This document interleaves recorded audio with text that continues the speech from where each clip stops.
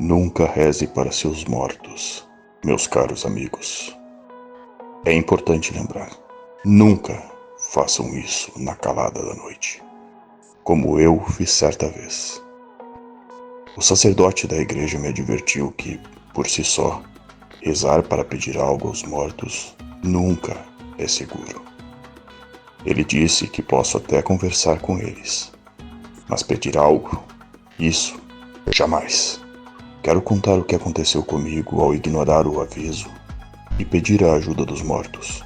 O que eles responderam foi algo que eu nunca esquecerei.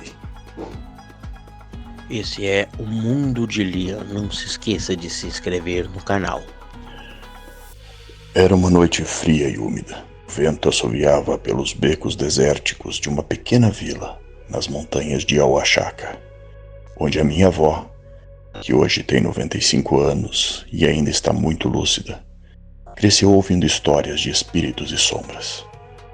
Ela costumava contar uma história que lhe foi passada por sua mãe, uma mulher que, na sua juventude, vivenciou um encontro tão aterrador que o relato se perpetuou por gerações na nossa família. Tudo começou numa madrugada de 31 de outubro de 1915. A vila era minúscula. Poucas casas se espalhavam ao redor de uma praça silenciosa, envolta por uma bruma densa que parecia vir do próprio inferno. Os moradores eram humildes. Suas vidas eram pacíficas e reclusas. Não havia transporte nem tecnologia para abafar o silêncio profundo que envolvia aquelas noites. Da época em que os anjinhos, as almas das crianças que partiram cedo, supostamente voltavam para visitar seus familiares. A mãe da minha avó, apenas uma menina de uns 8 ou 9 anos na época, e naquela manhã foi enviada ao amanhecer para buscar água na vala, como fazia quase todos os dias. A névoa ainda estava baixa, e o ar parecia pesado, quase sufocante. Ao chegar à beira da água, ela ouviu uma risada fraca e distante, como o riso de crianças que não pertenciam a este mundo. No início, pensou que era imaginação, mas os risos foram ficando mais nítidos, como um eco que vinha de todas as direções. Assustada, escondeu-se atrás de alguns arbustos e ali presenciou algo que a faria estremecer por toda a vida. Um grupo de crianças pálidas, vestidas com roupas desbotadas e antigas, caminhava descalço pela trilha. Suas vozes eram estranhas, como sussurros arrastados pelo vento. E elas murmuravam rezas e cantos em uma língua que parecia vir de um tempo esquecido. Algumas crianças tinham feições de tristeza. Outras sorriam de uma forma que era mais perturbadora do que alegre. O que a menina notou de mais estranho foi que seus olhos não refletiam luz alguma. Eram vazios, como duas fendas negras e profundas.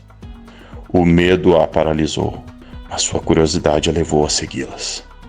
Observava, trêmula, enquanto aquelas almas errantes entravam em casas pela vila. Algumas conseguiam atravessar as paredes de forma sobrenatural. As outras, por alguma razão desconhecida, eram repelidas e voltavam cabisbaixas seguindo um caminho que levava ao cemitério. Um dos meninos, que não conseguia entrar numa casa, parou ao lado dela, com uma expressão vazia, e parecia não tê-la notada, até que ele virou a cabeça lentamente em sua direção. Ela se escondeu atrás de uma árvore e prendeu a respiração, mas o menino parecia sentir sua presença. Ele se aproximou, arrastando os pés, e estendeu a mão gelada em sua direção. Quando tocou seu braço, A pele da menina ardeu, como se tivesse sido queimada pelo frio intenso. Ele então falou numa voz grave e abafada: "Acompanhe-me. Não quero voltar para lá sozinho." A menina tentou se soltar, mas era impossível. O aperto do espírito era gélido e implacável. O pavor a dominava, mas ela não conseguia sequer gritar. De repente, um senhor que estava passando com seus burros percebeu a situação e, horrorizado, gritou: "Largue essa menina, criatura do além!" Com o grito, o menino olhou para o homem e liberou a menina, e seus olhos sem vida se fixaram nele antes de desaparecer na escuridão do cemitério. O homem se aproximou dela, mas ambos sentiram um frio que se infiltrava nos ossos, como se os próprios mortos tivessem puxado um pedaço de suas almas. De volta em casa, a menina contou tudo à sua mãe, que rapidamente acendeu velas pela casa, temendo que aquele encontro trouxesse alguma maldição para a família. Desde então, a história permanece viva, um aviso aterrador que é transmitido de geração em geração. E por isso, comunidade, todos os anos, a vila se prepara para receber as almas dos mortos, mas sempre com cautela e respeito. E lembrem-se, no altar é essencial deixar doces, pão, água e velas. Estes alimentos ajudam as almas a encontrar seu caminho, e as velas iluminam sua jornada de volta ao nosso mundo. Mas acima de tudo, não façam pedidos ou rezem pedindo favores a eles. Apenas agradeçam. Eles são visitas e podem se ofender se esquecermos de tratá-los com reverência. Espero que essa história traga a vocês uma boa lembrança do Dia dos Mortos. Que seja um momento para lembrar e honrar os que já partiram, mas sempre com o devido respeito, pois alguns deles podem ainda caminhar entre nós.